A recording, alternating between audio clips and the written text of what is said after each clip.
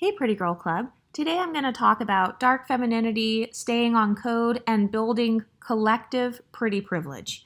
This video is going to be controversial, so if you are a good girl, a nice girl, maybe you're strongly, devoutly religious or something like that, you may want to click off of this video because some of these things I'm going to say will be normal, everyday things, and others will be a little bit controversial. Some of you guys may not like them.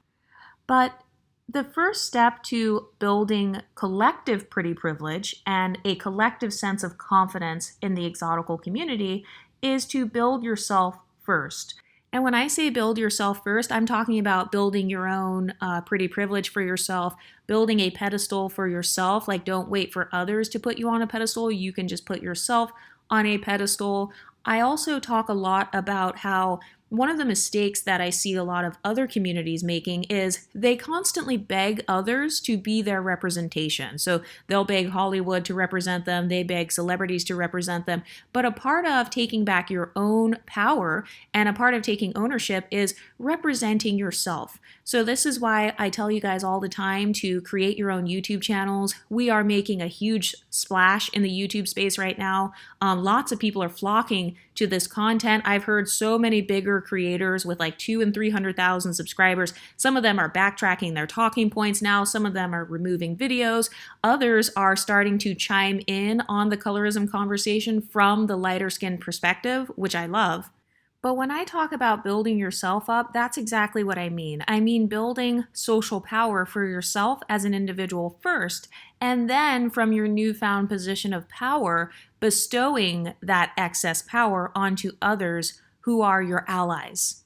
So for example, you guys see me on here all the time promoting other content creators. I promote Creole content creators, I promote light-skinned Black women content creators, ambiguous Black women content creators, pretty much anyone who is within this niche. I try to use some of the social power of this channel to promote their channels as well, because that's how we can collectively build ourselves up. This is not a crybaby channel. This isn't a victim channel. This is not a trauma dumping channel. So although we do some venting on here, this isn't really the space where we believe that we are at the bottom. And so we have decided to remove the whole victim mentality that we saw in the Black women empowerment spaces, and we are deciding to take a different path.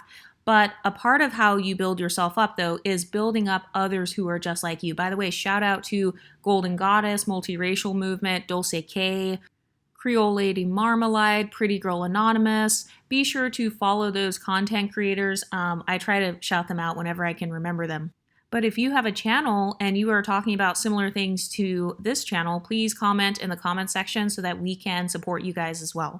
But another way that you can start off by building yourself and building pretty privilege for yourself is by taking note of the compliments that you have received throughout your life. So this is something I did when I was like in middle school, and I didn't realize that I was actually building self-esteem.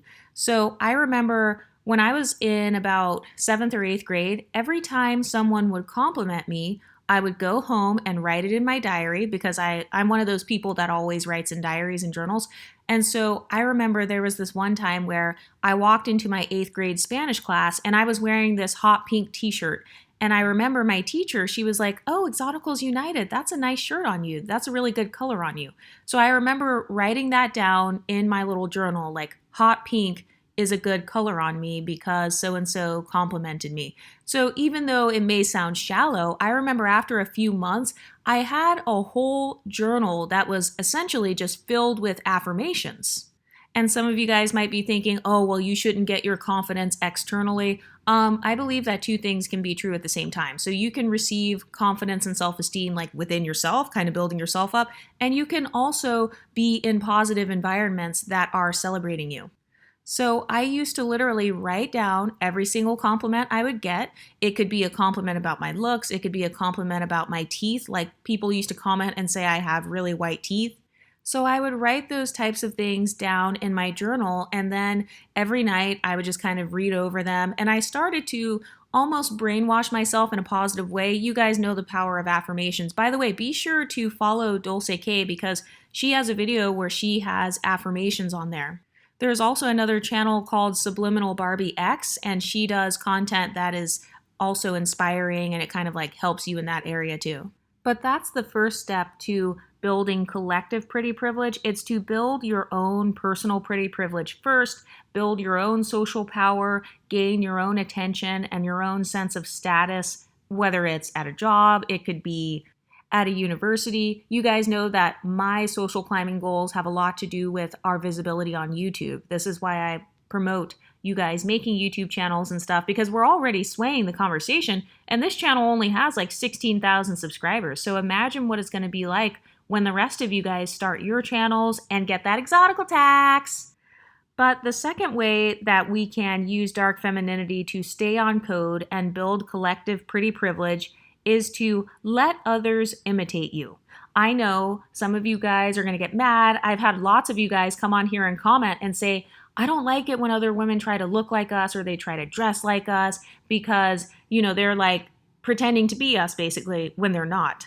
But what a lot of people don't realize is that imitation is the highest form of flattery, and whatever someone is imitating, that tells you what they admire. It tells you what they think is beautiful. It tells you what they associate with glamour. It tells you what they associate with being versatile or what they associate with being formal. So let people dress like you. Let them admire your male counterparts in the media, because that's another thing. Like, notice how a lot of people will try to say that we are mediocre or like we're not cute or whatever, but then they will admire our counterparts. They love men like Chris Brown. They love men like Michael Ealy and Boris Kodjoe and Shamar Moore and all of these guys who look similar to us. So let others imitate you, let others admire you. I also, even though I'm not a divestment channel, I'm also not against swirling, because a lot of people who swirl, obviously they're creating more mixed race children. And I know that some of you guys are saying things like, oh, they're going to mistreat their mixed race children. Yes, you're correct in a lot of cases, but all that's going to do is cause their children to be more steered towards this content. That's going to cause their children to start looking for a safe space because they can't find it at home. And so we've already got a safe space over here on this channel for those future children that are going to be born. They're going to end up coming across one of our content creators' pages, and we are making a difference. So I'm not mad about that. But let others imitate you. Let them want to look like you. That's actually not an insult. I don't mind if someone thinks my phenotype is beautiful, or if someone thinks my hair is beautiful, or my skin is beautiful. That's not where I have a problem. I only have a problem if you think my phenotype is beautiful, but then you publicly want to bash me and pretend like I can't see you copying me. So that's actually a sign of jealousy. Jealousy is when you imitate someone and then you try to diss the person that you're imitating. But it actually is a form of flattery for other people to be copying the moves that you make. It's a form of flattery that they see your beauty and they appreciate your beauty so much so to the point where they want to listen to music from rappers who have your phenotype. They want to wear hairstyles and stuff like that with women who look like you, or they have the same racial background as you. It's not a bad thing if someone thinks that your eye shape is beautiful, and so they put on eyeliner to mimic your eye shape. I don't shame women for doing that, because that's a normal part of being a human. Like, you're not living in a vacuum. So any normal human being knows how to appreciate beauty. So I don't have a problem with other people appreciating our beauty. Some of you guys have also made comments like, oh, I don't like when certain women come into the comment section who are not a part of our community. They're not ambiguous Black women. They're not mixed Black women. They're just random people who are different races and stuff, and they come and comment. Well, once again, they are contributing to the admiration of our community because they're building the channel, they're building our audience. Our whole entire goal is to be seen. It's to be heard. Because remember, beauty is social power. Social power is beauty. If you attain one of those things, you are one step away from attaining the other. So I don't mind people of other backgrounds like watching this channel, even copying the talking points and, trying to incorporate it into the Black women empowerment spaces, because all that's going to do is make us continue to rise in the algorithm. But let people copy you. Let people want to look like you. Like, for example, with me, I have never in my life walked up to an unambiguous woman and shamed her for wearing some sort of wig that mimics my natural hair texture. I have never done that because I'm flattered that someone, they like my hair texture. Or for some of you, it's they like your cheekbones, they like your skin tone, they like your eye color, they like your eye shape. So that's not actually a bad thing. Like, I personally, I enjoy other people's beauty. Like, I know how to admire someone else's beauty. And so I don't mind when other people admire mine, because if anything, you are contributing to what I call collective pretty privilege. Because remember, whatever you are making the most visible, you are elevating that thing. You're attaching status to that thing. So for example, red lipstick. Red lipstick was not always popular, but once millions of women began wearing red lipstick, then it became more popular. So all of the women who wore red lipstick, they were making a subliminal statement to society that, hey, I like red lipstick, and this is going to be my standard of beauty, and I'm going to rock it. And so it became so popular to where even to this day, red lipstick is seen as one of the different forms of glamorous beauty. Now, if someone is directly copying you while simultaneously trying to bully you or be rude, and you want to be nice nasty, one thing you can do is you can directly call it out. You can say things like, "Oh wow, your outfit is so cute, Karen. That reminds me of the outfit that I wore yesterday. Yeah, like the black pencil skirt with the black cardigan and the ankle booties. That's what I wore. You look just like me." By the way, that's literally what I said to someone at my accounting job. If you guys know the backstory of like when I was an accountant and the lady that bullied me, you will know why I said that. But if you want to be nice nasty, and let's say somebody is just antagonizing you, yes, you can call out the fact that they look like you and it looks cute. I like to make sure to include a compliment, because when I'm complimenting them and they look like me, then I am complimenting myself. Another way to build collective pretty privilege, and another way that we can stay on code, is celebrating the diversity within our community. So I try really hard to do that. I'm not perfect at it, but when I'm editing and when I'm inserting my images, I try to include all types of skin tones. I try to include all types of hair textures. That's why I did that survey recently on my community page where I was polling you guys about Beyonce's hair texture. Like, what texture do you want me to use her to represent? Because I'm looking for more type 4 pretty girls to include in my images. But one thing that I love is I love seeing women like Yara Shahidi, who is a fellow mixed woman. I love seeing her with her type 4 hairstyles and kind of her Afrocentric hairstyles, because she is representing a different type of natural beauty within the mixed race community, or within the community of being mixed passing or looking mixed. So I like that. I like to celebrate the diversity because it's helping us to build collective pretty privilege. Notice how there isn't one particular phenotype that I try to downplay, and I'm very selective and strategic with how I create my videos, because I want to make sure that no matter what phenotype you are, that you can come to my channel and you'll feel welcome. You will never see me making fun of like African features, because a lot of us on here have African features. I mean, I'm assuming you would at least have one African feature. But I like to celebrate the diversity within our community because that's helping us build collective pretty privilege. Not all of us look the same. Not all of us want to wear our hair natural. Some of us want to wear it relaxed. Some of us want to wear wigs, weaves, or whatever. So I like to give you guys ownership over your own beauty. I've noticed that one way that other communities fail is they try too hard to create this very rigid, very one-sided standard of beauty. It could be within ethnicities, it could be within certain fashion sectors of YouTube or whatever. And I've noticed that all it does is it just causes it to be a trend, and then it causes it to die down over time. But I've noticed that versatile beauty and fluid beauty never goes out of style. Diversity is not a trend. It will never go out of style. So I will always celebrate the diversity within the Exoticals United community. But another way that we can use dark femininity to stay on code and build our collective pretty privilege is going out of your way to compliment others who look like you. So for example, if I am in the grocery store and the clerk has my hair texture, instant compliment. If a girl shares my skin tone, instant compliment. I remember the other day I was in the gym and there was this light skinned girl in there. She had a cute, like, matching workout set on. And I instantly was like, oh my gosh, I love your outfit. Like, you look so pretty. So I like to go out of my way to randomly build up the self esteem of women who look like myself. Even when I went to Mexico, when I was there with my family, anytime I saw a child that had my phenotype, or I saw like dark skinned Afro Mexican girls who were obviously mixed, they had like indigenous ancestry, African ancestry, I went out of my way to tell them that they were beautiful. I went out of my way to compliment them.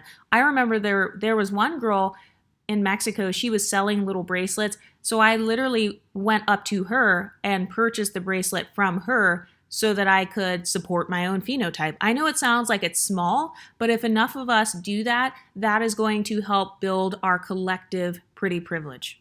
I want as many of us to have high self-esteem as possible because I don't want our collective image to be that we're victims, that we're at the bottom, that nobody wants us. No, I like the fact that we are seen as the pretty girls, or on this channel, that's what I like to call you guys. And that's why I call you guys that, by the way. I try to affirm you guys in a positive way because I know that by affirming women who look like me, I'm also affirming myself.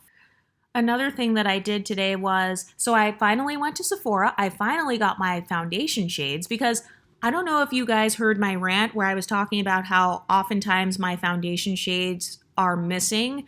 I noticed that anywhere from kind of the tan to light brown skin tone shades, literally in about 4 or 5 stores that I have gone to in my city, they have all been missing. And so I kind of have a theory that I feel like a lot of people want to be those shades, or they want to mix in those shades with their foundation, whether they are white women or non-black women who are trying to look tan, or whether they are darker skinned unambiguous women, maybe trying to use those shades as their highlight or something. I don't know what it is, but my foundation shades were always sold out and they've been hard to find. By the way, another reason why I don't mind if others imitate me, like when it comes to makeup, I actually don't care if unambiguous women are like using super, super high yellow concealers or like caramel tones in their makeup. I actually don't care because what those women don't realize is that by purchasing up all of those shades from the company, you are influencing those companies to create more of a range of shades within the tan to caramel skin tone range.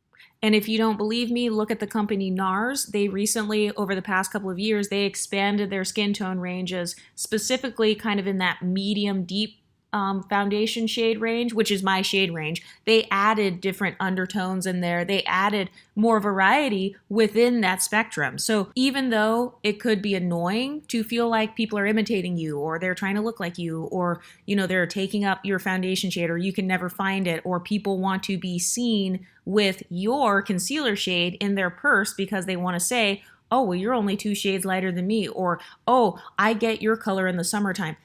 Even though that might be annoying to some of you guys, again, I actually don't mind it because I like to think about some things on more of a macro level. Think about the way the economy works. It's supply and demand. So if other people are creating the demand for things that I also like, such as obviously wearing a foundation shade that is my skin tone, or having extensions that match my natural hair texture, which is curly. So if other people are just rising the demand for that, I'm not going to shame them. Let them do that because that's actually helping me to have more resources.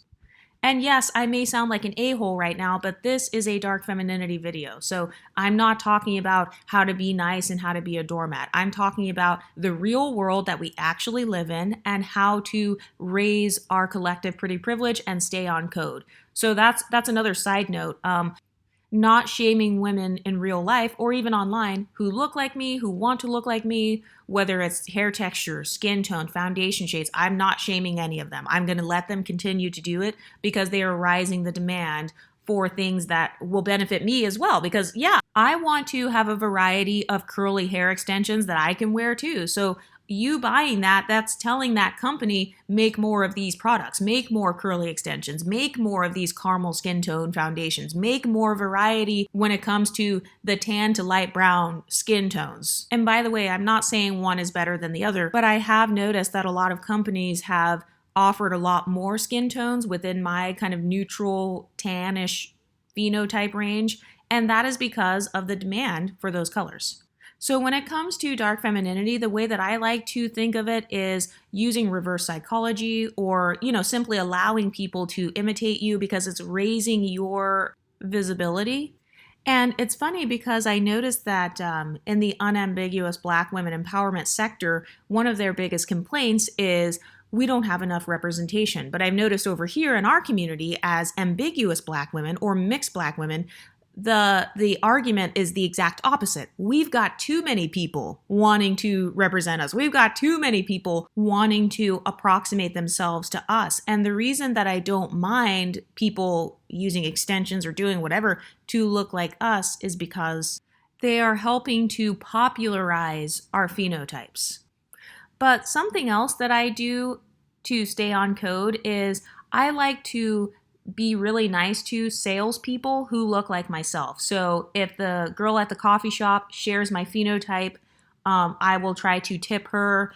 Today, I went to Sephora. That's where I was going with this. Sorry. I went to Sephora today to get some makeup because I haven't been able to find it. And there was a light-skinned, black, ambiguous Black girl at the front of the Sephora. And that girl helped me. And there was also a non-Black woman who helped me. So when I got to the front of the Sephora, they said, "Did anyone help you out today?" I specifically mentioned the light-skinned Black girl that had helped me in the beginning because I wanted her to get her points, or, to be good at her job. And even though that might seem like it's something small, that was one of my ways that I was kind of staying on code and trying to walk it like I talk it. But another thing that we can do to stay on code and build collective pretty privilege is to support media that supports you. So whenever I use the word media, I've noticed that people only think of Hollywood and Netflix and stuff. That's not what I'm talking about. I'm also talking about social media. I'm talking about music. That's a form of media. Podcasts. I try to listen to women who look like me. Like when it comes to music, I will specifically download the entire album of somebody who shares my phenotype. She doesn't have to look exactly like me, but if she shares my skin tone. By the way, be sure to stream Ryan Destiny's new song. She released a song not too long ago. Ryan Destiny is mixed, by the way, for those of you who don't know. She has even talked about it in an interview. She does have a white grandmother. But anyway, I try to download the music of women who look like me, or of women who have a multiracial background like myself. I love that Victoria Monet is really doing it big right now. I love some of her songs that she recently released. She is a black, white, biracial from what I saw online.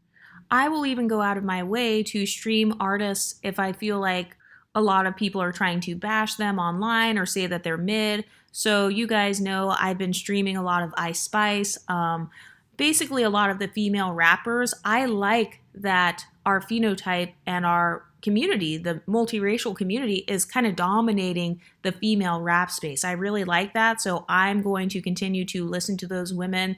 And then another thing that I've noticed is some people have said, "Oh, I don't like it when people have 5% Indian, or, they have a distant Creole background or something," and then they try to utilize that and say, "Well, I'm Creole," and they try to kind of ride off of that.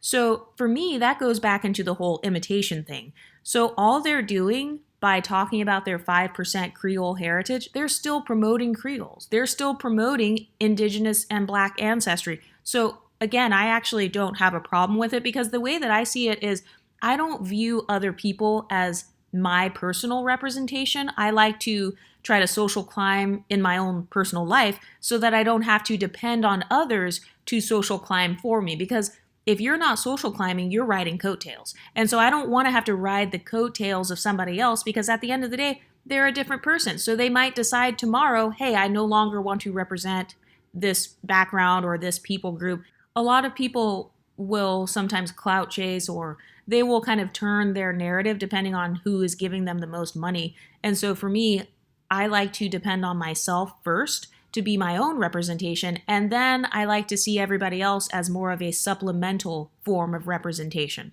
Another way that we can use dark femininity to build our own collective pretty privilege and stay on code is by selective gatekeeping. Yes, that's right, I said it. If I don't trust someone, I won't tell them my beauty secrets. I'm not telling you my business ideas. I'm not telling you my weight loss hacks. I'm not telling you where I go to the spa, what subliminal beauty treatments I'm doing, like if I'm doing some Botox on the side or something, or like some special new spa treatment that not a lot of people know about. I'm not telling it. I am selective gatekeeping. I am only promoting those who I feel I can trust or promoting those who I feel would promote me. You guys saw me in the Discord talk about how whenever I shout out certain content creators on here, they tend to be exoticals for the most part. Sometimes I might get something from another content creator and I might mention that, but for the most part, I try to gatekeep as much as I can, not in a mean way, but I don't share personal information with people that I can't really trust. I used to have a problem with oversharing before, like when I was younger, because I felt like I didn't want to come off as stuck up. I just wanted to be down to earth. So I used to have this habit of sharing too many vulnerabilities with people who would then use those vulnerabilities against me in the future. And so I've learned to do some selective gatekeeping. I've learned to only trauma dump in the therapist's office or in a safe space. And the same thing goes for my comment section. And that leads me to my next point of how we can stay on code, and that is by exclusivity and preferential treatment. My comment section is exclusive. You can't just be any old random person and just hop onto my comment section and just start acting a fool. No, this is not the YouTube slums. This is an exclusive space. I try to even make the vibes of my videos kind of go along with, being pretty and feminine, and I don't know if I want to say classy. I don't really consider my editing to be like that high level, but I really do try to make this our exclusive space where we feel safe. Also, you guys are free to email me with like video ideas and stuff. A lot of you guys do that, and you guys have amazing ideas. But I am keeping this channel exclusive to MLS women, to ambiguous Black women, because that's who the conversation is centered around on this channel. So when people come on here and they're not Black at all, or maybe they're unambiguously Black, they will get mad and say, well, why are you calling mixed women pretty? Or like, why are you calling them the pretty girl club? Or why did you throw in being lighter skinned randomly? Well, it's because I'm talking to my core audience. And so my core audience is never going to change. I will continue to show preferential treatment to those who look like myself or to people who support this community. And also, just because we have our own safe space, it doesn't mean that we're like being mean towards others. So I'm not trying to like put down people of different backgrounds or whatever. I just feel like we have been silenced for so long when it comes to, being the multi-generationally mixed Black person or the ambiguous Black person, meaning your phenotype causes you to benefit from isms, whether it's colorism, texturism, or featureism. So I feel like we've been silenced long enough, and this is going to remain an exclusive space. And for some of you guys, you have to be more exclusive in your friendships. Like one of my biggest mistakes was being best friends with anybody and everybody when I was younger. But now I have learned to be very exclusive with my presence and who I give my time to and who I give my personal information to. And also, something that I do when I'm feeling bougie is I like to stay in pretty girl spaces. So I know I've talked shit about places like Walmart. I know I've talked shit about certain beauty supplies. By the way, I am no longer going to the beauty supply that is in the quote unquote hood in the place that I live because there were too many guys hanging out outside of the beauty supply last time. But I like to hang out in spaces where I am surrounded by other classy women, other pretty women. So for example, a part of why I shop at Trader Joe's and Whole Foods, it's not just because of the good food there. It's because I also like that environment. I like being around other women who are in shape, women who are pretty.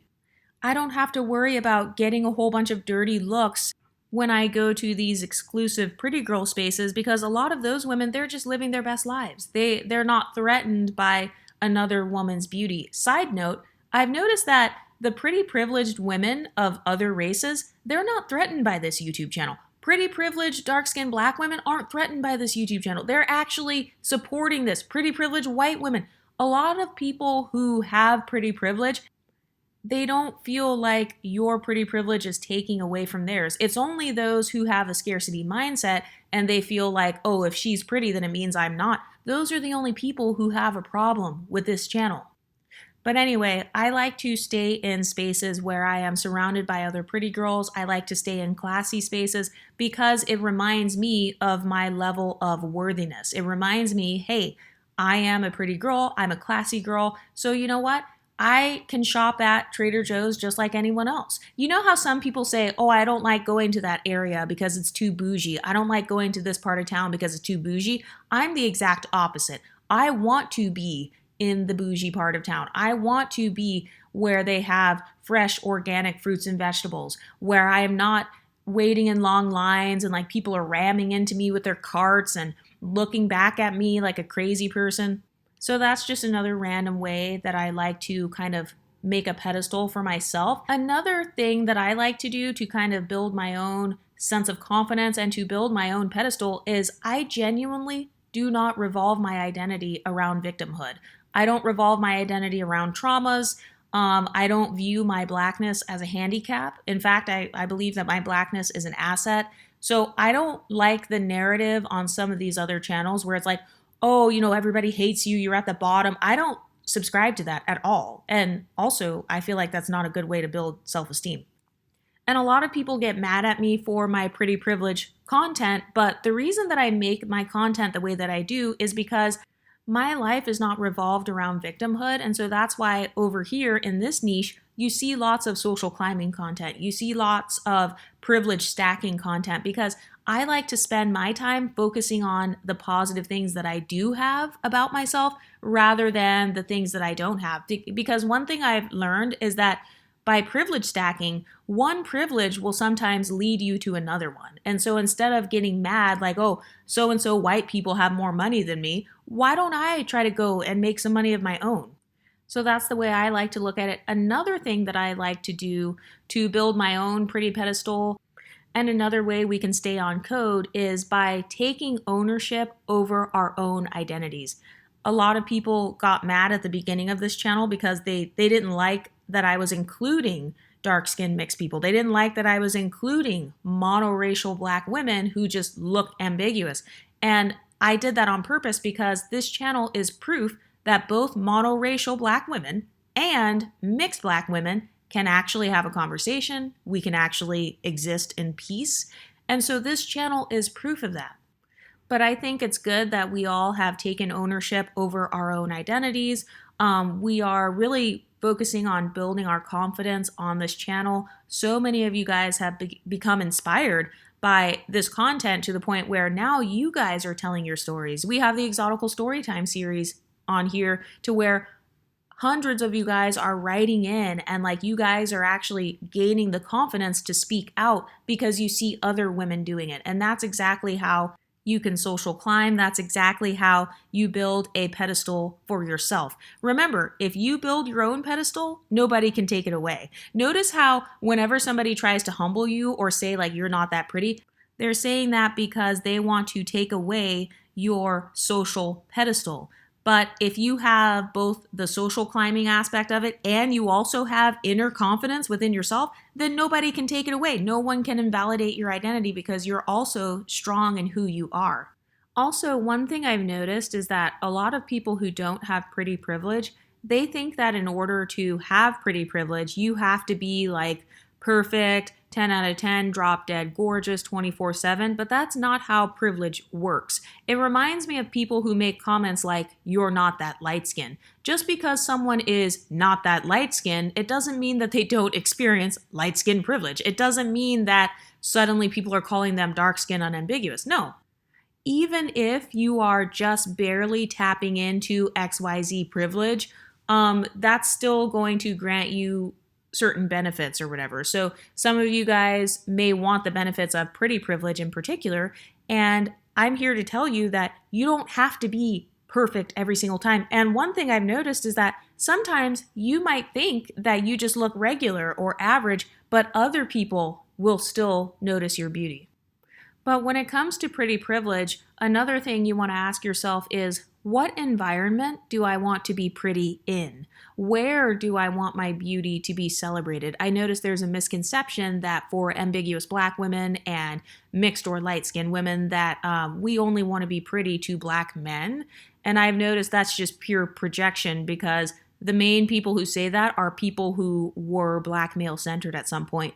So you want to ask yourself, though, where do I want my beauty to be celebrated? Is it at my college? Is it in high school? Is it in my family? Or is it just by myself? Like, I just want to look in the mirror and enjoy myself with my purple sparkly eyeshadow on. By the way, that's something that I do sometimes. I like to just pamper myself, even if I'm just by myself at home. Like, as I'm recording this, I literally have deep conditioner in my hair right now. I've got my little shower cap on so I can get some heat in there. And it's been about 30 minutes. So like my hair is just incubating right now.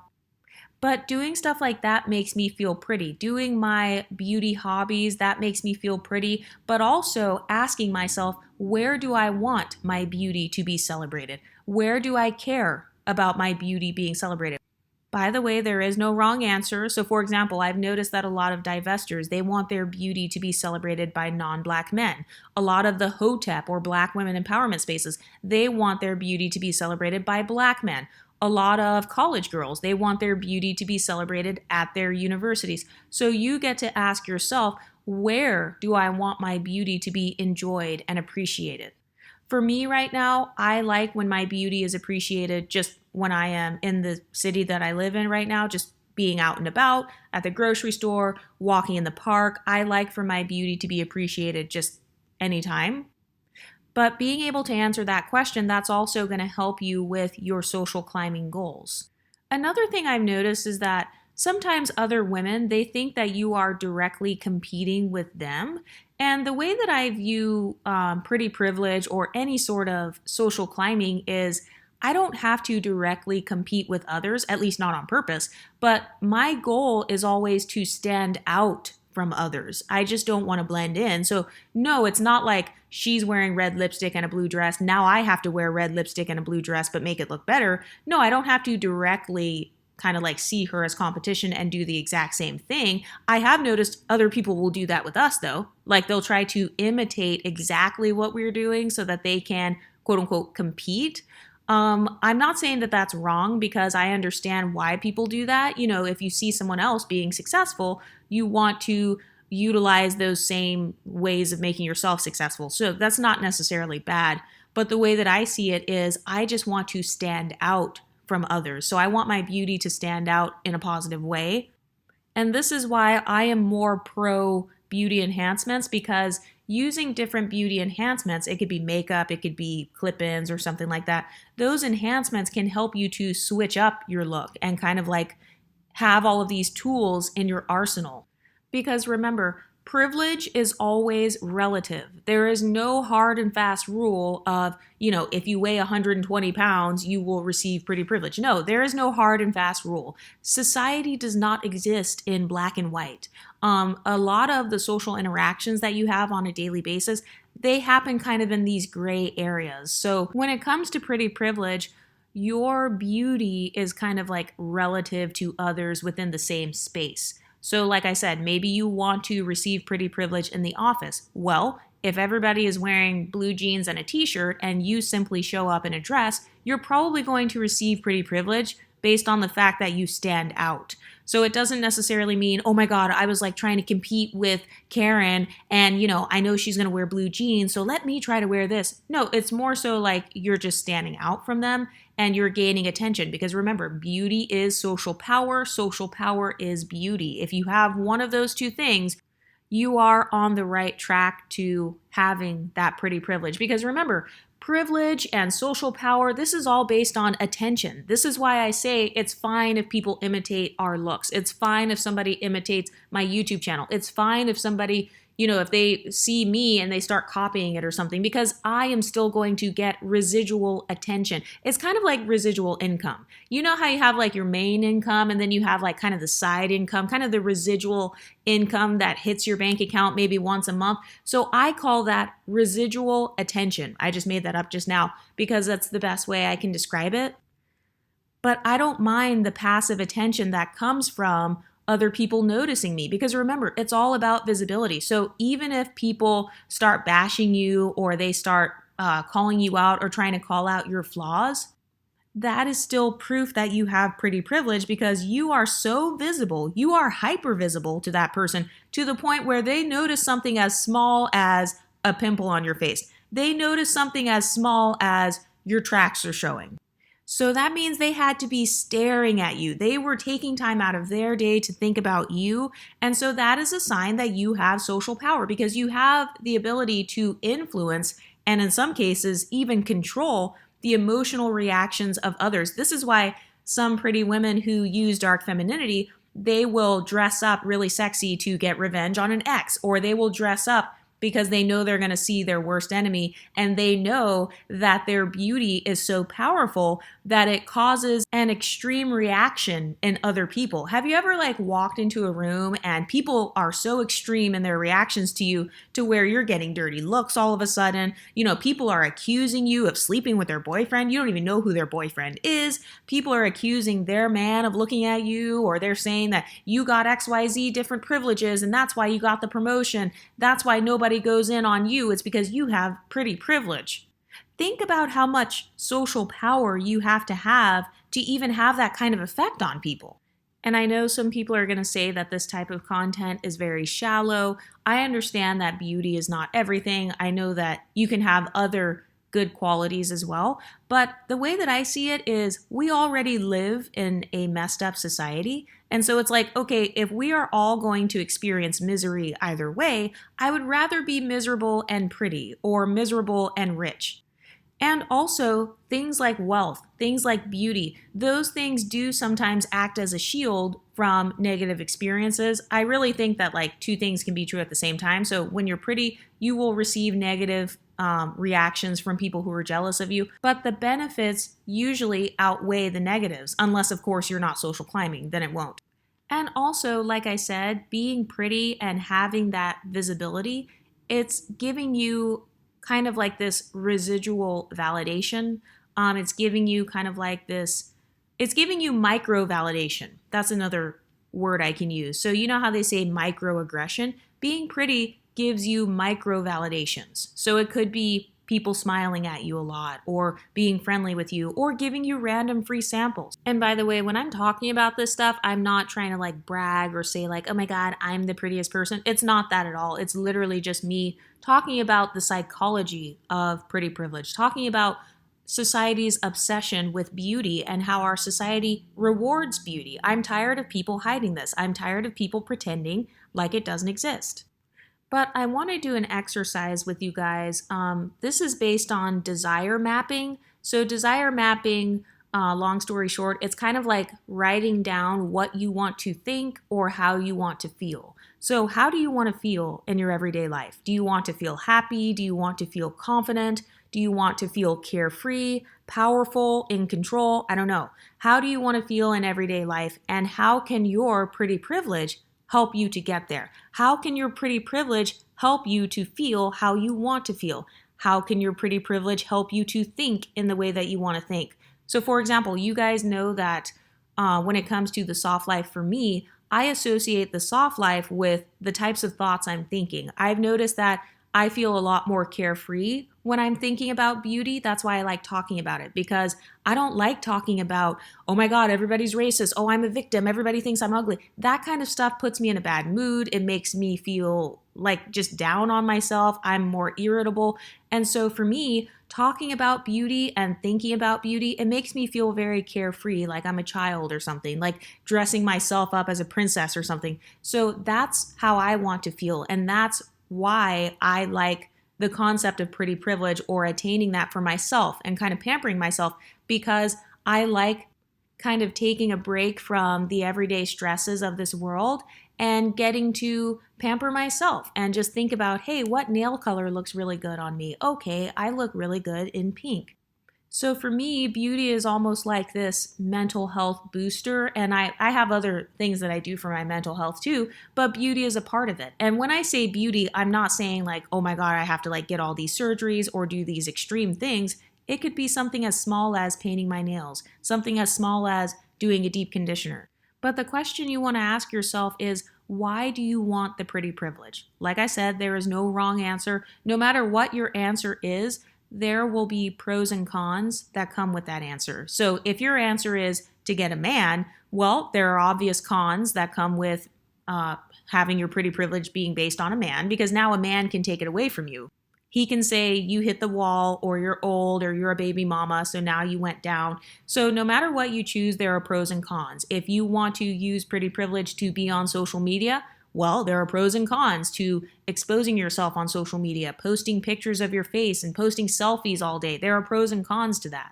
So as long as we here in the Pretty Girl Club are able to deal with the pros and cons of having a pretty pedestal, then I say we're fine. So yes, for some of you guys, it is a con to see people kind of copying you. Like for me, I do kind of feel like a lot of people like my foundation shade, because why is it always missing? Yes, that is kind of a con, but that's okay because I'm still enjoying the benefits of being desired. And another thing when it comes to desirability, I've noticed that people only talk about desirability in terms of men. That is a huge mistake. Women will build your desirability way more than men will.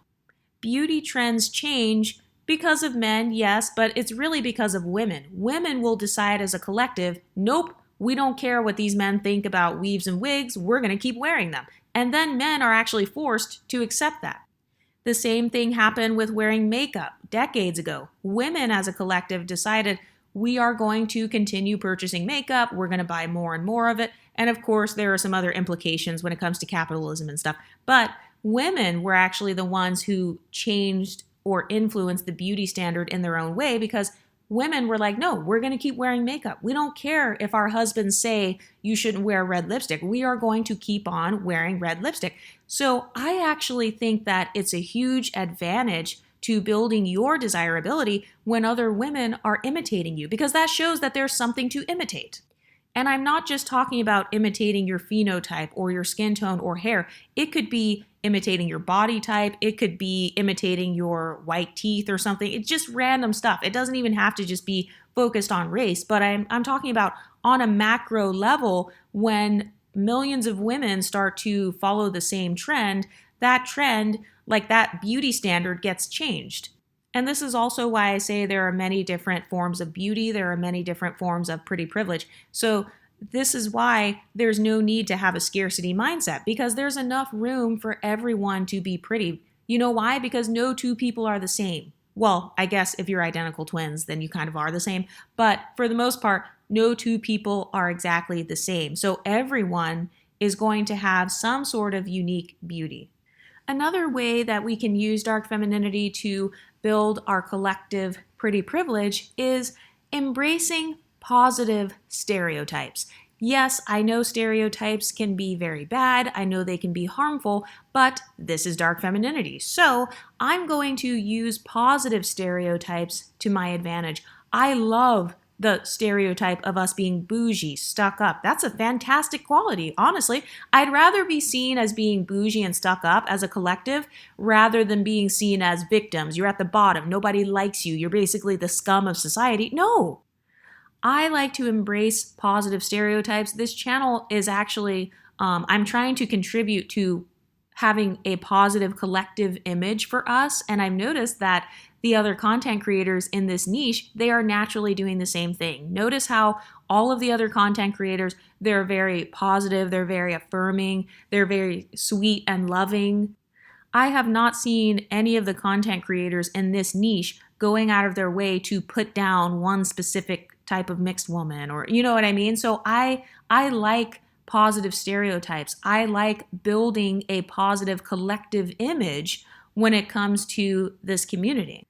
And I will say that, like, yes, the media plays a role in this. And again, this is messed up. Like, it's messed up that people associate certain phenotypes with like being more feminine or whatever. But it's like, if you're automatically associating me with femininity and I like being seen as feminine, well, yes, I'm going to continue to dress feminine. Like, no, I'm not going to start dressing manly so that I can break stereotypes, because you'll never be able to completely dismantle everyone from stereotyping, because remember, we are not living in a utopian society. I know that everybody tries to say, oh no, we should just all be kumbaya and just like love everyone as they are. but people are just saying that as a form of virtue signaling.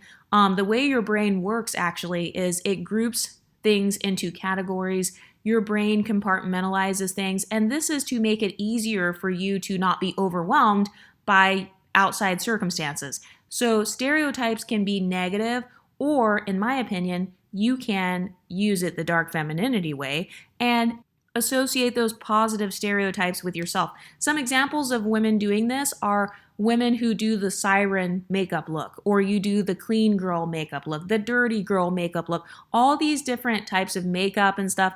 They don't realize it, but on a subconscious level, they are utilizing makeup to associate themselves with the stereotypes that they want to be associated with. So like when you do the red lipstick, you are associating yourself with the positive stereotype of being seductive and being feminine and being like coy and sultry.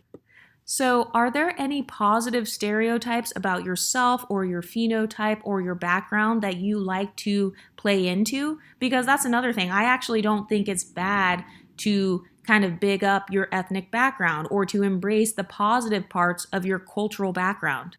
For example, I love that my body type is the quote unquote black girl body type. You know, like the positive stereotype about black women's bodies and how they're a gorgeous hourglass Coke bottle shape. I love that I have that shape. I love that I was like blessed with that or whatever. I play into that. And so you get to take ownership over your own beauty identity, and you get to ask yourself, okay, are there any positive qualities that I want to be associated with? And then here in the Pretty Girl Club, we can also decide together, what do we want our collective image to be? Because the image that I promote on this channel is that we are feminine, we're sweet, we're like kind to each other. We don't feel the need to really like bash other people to lift ourselves up. Like, we can embrace both our blackness and our non-blackness. We don't really identity police people because we don't pedestalize one particular identity. So those are some of the positive stereotypes that I'm trying to associate with our collective image, because I do feel like sometimes people try to taint our collective image and call us colorist, texturist, and featurist. And I don't really like that. You know, I don't like that stereotype because I feel like that's negative. I don't like when people assume that because I'm confident that I must be a colorist or I must be racist towards somebody with a different phenotype. But one way we can work towards building a positive collective image is by deciding for ourselves, like, what positive stereotypes do we want to be associated with? I like being associated with intelligence. A lot of people think that I'm smart. I think I'm smart, but I think there are plenty of people who are like way smarter than me on here. But I like that we are actually having an intellectual conversation on YouTube, because I don't really like when people try to associate us with kind of like being the dumb pretty girl. And so one of the positive stereotypes that we can try to take on is, hey, a lot of us are actually really smart. We're very strategic. We are very good at social climbing. We know how to get what we want. Also, another benefit of pretty privilege is just having visibility. So it doesn't mean, oh, people are like looking at you all the time thinking you're the prettiest. But for example, I went to the beauty supply store recently. It was the one like in the quote unquote hood. And the beauty supply store was owned by Asians. And so the guy working there, it was an Asian man and then his wife. And I noticed that there was this one older woman, and she was not dressed up or anything. She was like, you know, she looked like somebody's auntie that kind of just was going to the beauty supply store. Obviously, she didn't try to get cute or anything. And I'm not making fun of her whatsoever. I'm just trying to give context. So I came into the beauty supply store, and I kind of like to be, I guess, a little bit cute. I don't know. I was kind of cute looking, I guess, or dressed up. And I noticed that this guy, he was helping that woman. And then as soon as he saw me like come back by the wigs area, he stopped helping that woman and directly walked over to me so that he could help me. And yes, I know that that is messed up, but like I said, I'm dealing with reality. This is the reality of the world we live in. So sure, I could have probably yelled at him and said, hey, why did you leave that woman? You shouldn't have came to help me. But I needed to go somewhere at the time, so it actually benefited me that he came and helped me more quickly. But that is kind of like a side benefit of pretty privilege. You are noticeable. So people will walk up to you in stores. They will be more likely to say, hey, how can I help you? Or in some cases, they may even leave behind another customer so they can help you. And by the way, I'm not saying he should have done that. I definitely didn't feel entitled like, oh, he needs to leave this person to help me. But oftentimes people don't even realize that that's what they're doing. Like that guy, he probably didn't even realize that he just walked away from the woman that was right there. And then I remember I was kind of standing by the wigs and I saw the lady kind of coming behind the guy. And I remember gesturing my hand out like, oh, were you ahead of me, basically? And then the guy turned around and the lady herself was like, oh, no, like I'm good. Like I need some time to look. And so I actually believe that even that woman in that moment was allowing me to be helped or whatever, or almost like allowing me to cut in line. And that is a residual effect of something like a pretty privilege, or just like visibility privilege, I guess is a better way to describe it. You are considered visible. Think about why a lot of people favor tall people. It's because they're visible. If a guy is 6'5", yeah, you're probably more likely to notice him. If a girl is 5'9" and she's wearing heels and now she's 6 feet tall, yes, she's going to be noticeable. And so having visibility, that is in and of itself a form of privilege. And yes, visibility exists on a macro level, like in Hollywood, but it also exists on a micro level, like with me in the beauty supply store in the hood. Actually, another thing that happened that same day was I was walking in that hood to go to the beauty supply store. And by the way, when I say hood, I'm not trying to associate it only with blackness because I don't like when people do that. But it was, a lower income neighborhood. That's why I went there, because you guys know I like to shop in the hood because the stuff is like cheap. They have really cute stuff. Anyway, so there were some guys hanging out in front of the beauty supply store. They were trying to sell stuff or get donations for something. I don't know, run a scam, no idea. But I noticed that even one of the little teenage boys, he was like, oh, excuse me, miss, you look like you got a good job. And then this guy goes on to try to talk to me and convince me to, like, I don't know, support something, some project he was doing. But that's what I mean, though, when I say you are just simply visible. Like maybe people notice you from a distance and you can use that to your advantage. Notice how visible, no, seriously, guys, think about how visible this small ass YouTube channel is. This channel has not even reached 20,000 subscribers, yet we've got dozens of people who are making, like, whether it's spin-off channels, whether it's people including these talking points over in the Black women empowerment spaces. We've got people trying to do subliminal reactions to this channel. Simply talking about something like pretty privilege gathers attention, even if you're not showing yourself. Simply putting the words pretty privilege in a title is going to garner a lot of attention. So that's what I mean. Humans are extremely biased, whether they realize it or not. So you can call my channel biased, but guess what? I admit my biases. Most other people won't. But anyway, what do you ladies think? How can we continue to stay on code, build our collective pretty privilege, and kind of keep our image something positive, kind of like contributing to the community? How can we continue to social climb? What do you ladies think? Let me know in the comment section and I'll talk to you next time. Stay pretty, ladies.